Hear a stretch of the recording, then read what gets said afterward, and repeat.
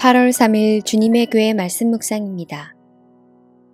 예레미야 14장 1절에서 12절 말씀. 가뭄에 대하여 예레미야에게 임한 여호와의 말씀이라. 유다가 슬퍼하며 성문의 무리가 피곤하여 땅 위에서 애통하니 예루살렘의 부르짖음이 위로 오르도다. 귀인들은 자기 사환들을 보내어 물을 얻으려 하였으나 그들이 우물에 갔어도 물을 얻지 못하여 빈 그릇으로 돌아오니 부끄럽고 근심하여 그들의 머리를 가리며 땅에 비가 없어 지면이 갈라지니 밭 가는 자가 부끄러워서 그의 머리를 가리는도다. 들의 암사슴은 새끼를 낳아도 풀이 없으므로 내버리며 들 나귀들은 벗은 산 위에 서서 승냥이 같이 헐떡이며 풀이 없으므로 눈이 흐려지는도다. 여호와여, 우리의 죄악이 우리에게 대하여 증언할지라도 주는 주의 이름을 위하여 일하소서. 우리의 타락함이 많으니이다. 우리가 주께 범죄하였나이다. 이스라엘의 소망이시오, 고난당한 때의 구원자이시여, 어찌하여 이 땅에서 거류하는 자 같이 하룻밤을 유숙하는 나그네 같이 하시나이까. 어찌하여 놀란 자 같으시며 구원하지 못하는 용사 같으시니이까. 여호와여, 주는 그래도 우리 가운데 계시고 우리는 주의 이름으로 일컬음을 받는 자이오니 우리를 버리지 마옵소서. 여호와께서 이 백성에 대하여 이와 같이 말씀하시되 그들이 어그러진 길을 사랑하여 그들의 발을 멈추지 아니하므로 여호와께서 그들을 받지 아니하고 이제 그들의 죄를 기억하시고 그 죄를 벌하시리라 하시고 여호와께서 또 내게 이르시되 너는 이 백성을 위하여 복을 구하지 말라. 그들이 금식할지라도 내가 그 부르짖음을 듣지 아니하겠고 번제와 소제를 드릴지라도 내가 그것을 받지 아니할 뿐 아니라 칼과 기근과 전염병으로 내가 그들을 멸하리라. 샬롬. 오늘도 묵상과 기도의 자리로 나아오신 귀한 성도님들을 마음 다해 축복합니다. 말씀은 오늘 우리를 살게 하는 새로운 힘이요, 하나님의 능력인 줄로 믿습니다. 말씀을 가까이 할 때 하나님께서 우리의 심령 가운데 은혜 부어주실 것을 믿으며 주님의 이름으로 간절히 축복합니다. 오늘 본문의 배경은 유다 지역에 가뭄이 찾아오면서 시작됩니다.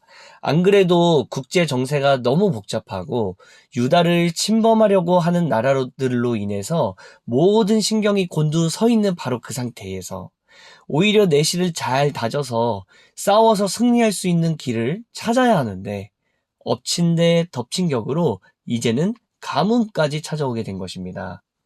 이 가뭄의 현실이 매우 끔찍합니다. 예레미야 14장 2절 말씀을 보니까요.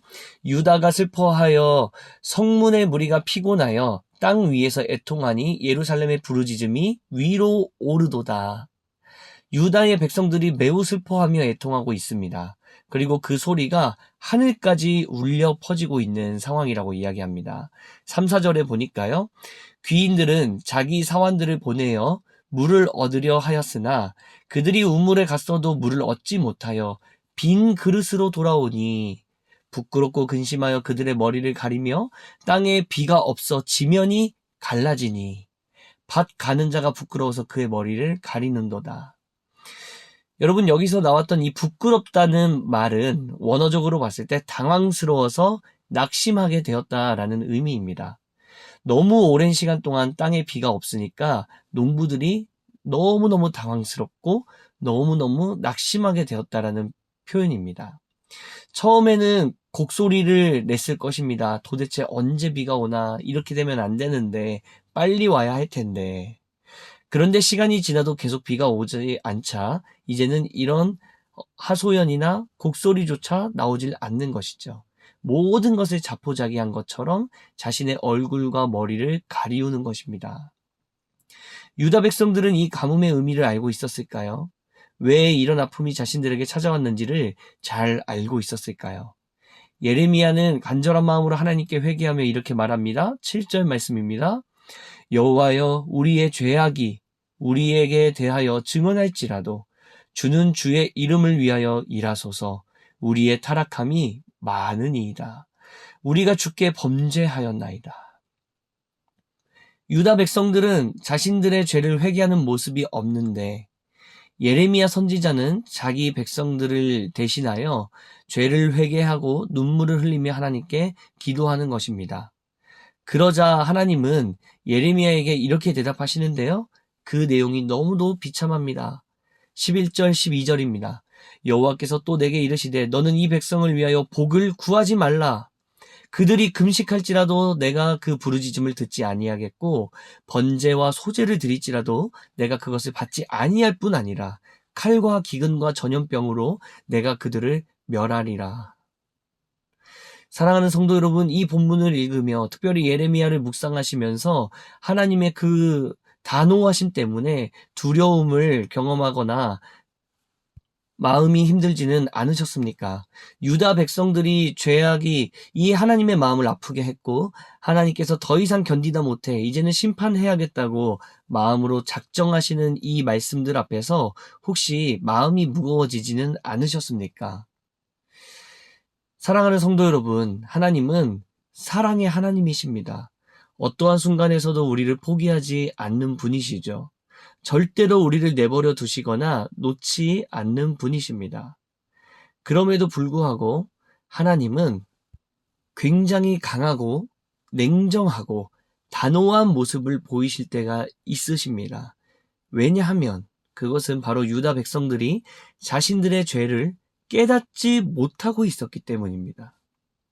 선지자가 옆에서 알려주고 회개하라고 권면을 많이 했지만 유다 백성들은 마음이 묻어지고 또 딱딱해져서 그것을 받지 못하고 내가 무엇을 잘못했는지, 내가 얼마나 잘못했는지, 내가 다른 이방신을 섬긴 것이 도대체 무슨 잘못인지, 나는 하나님도 섬기고 이방신도 섬기고 있는 것이 그게 뭐가 그렇게 잘못된 것인지를 모르고 있다는 것이죠. 그때 하나님은 단호하고 엄중하게 그들의 죄를 깨닫게 하려고 이런 단호함을 보이실 때가 있다는 얘기입니다. 평소에는 자녀를 사랑하고 한없이 자녀에게 따뜻했던 아버지께서 크고 작은 잘못으로 사랑으로 그 잘못을 기다려주고 또 품어주셨던 그 아버지께서 이제는 고집이 점점 세져가고 더 이상 말을 듣지 못하고 더 이상 그 마음이 딱딱해져서 그 마음이 완악해져서 의로운 교육을 전혀 받지 못하는 바로 그 상황에서는 냉정을, 단호함을 선택하셨다라는 것이죠. 그리고 이 단호함의 목적, 이 무서운 훈육의 목적은 단 한 가지입니다. 그것은 다름 아닌 자녀의 올바른 성장인 것입니다.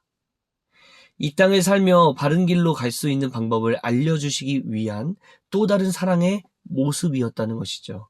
특별히 하나님은 영원한 생명과 영원한 즐거움으로 초대해 주시기 위하여서 잘못된 길로 가고 있는 유다 백성들에게 무서운 단호함을 보여주시면서라도 이들의 발걸음을 돌이키려고 하셨다는 이야기입니다.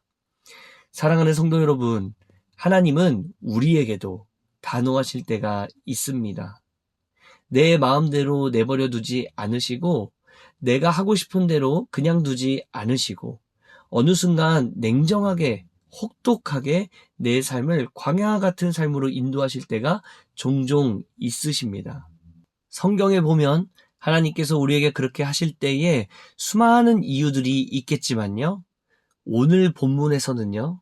우리가 잘못된 길을 걷고 있을 때, 우리가 올바르지 않은 길을 선택하고 있을 때, 특별히 저와 여러분들의 마음이 완악해져서 더 이상 하나님의 선하신 뜻을 받지 못하고 있을 때에 그때 하나님은 우리에게 냉정하고 혹독하게 그리고 단호하게 인도하실 때가 있다는 말씀입니다.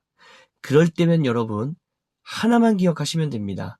주님, 빨리 돌아서겠습니다. 주님께 빨리 돌이키겠습니다.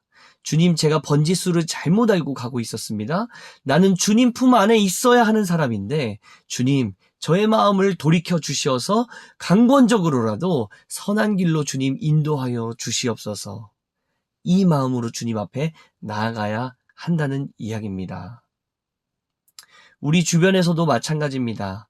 누군가 그러한 상황 때문에 힘겨운 시간들을 보내고 있다면, 누군가 자신의 마음의 완악함 때문에 하나님의 뜻을 깨닫지 못하고 있어서 어떤 테스트의 시간을 견뎌내고 있다면, 사랑하는 성도 여러분, 너무 빨리 정죄하거나 판단하거나 아는 척 하지 않는 것이 지혜로운 일입니다. 오히려 우리는 그때 그 시간이 속히 지나가도록, 그 시간을 통해 온전히 하나님의 뜻이 그 지체에게서, 그 성도에게서, 그 가족에게서, 그 자녀들에게서 빨리 드러나도록, 하나님께서 그 마음을 빨리 돌이켜 주시도록 함께 기도해 주시길 바랍니다.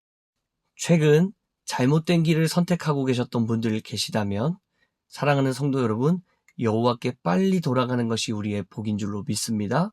우리가 주님 앞에 빨리 나아가서 무릎을 꿇고 기도하며 나의 잘못을 주님 앞에 뉘우치는 것이 우리의 유일한 소망인 줄로 믿습니다. 그렇게 나아갈 때에 우리를 여전히 기다리고 계시고, 우리의 돌이킴을 그토록 애타게 기다리고 계셨던 하나님의 그 사랑을 발견하게 될 줄로 믿습니다. 그렇게 살아가는 저와 여러분들이 되시기를 주님의 이름으로 간절히 축복합니다.